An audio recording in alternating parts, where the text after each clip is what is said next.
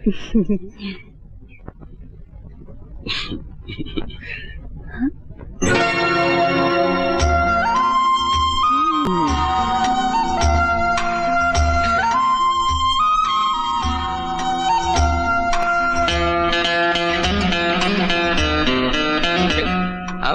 ધારી ધારીને જુઓ છો કાકીમા?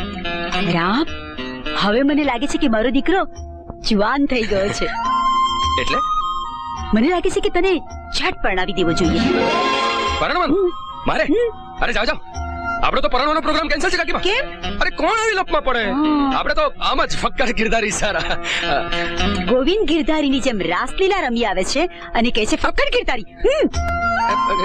સમજ્યો નહીં? કેમ મારો છો તમે? એટલે મારો નાનો કીકલો ખરો ને. નાનો નાનો એકદમ નાનો. આ ચાંદલો કોનો છે?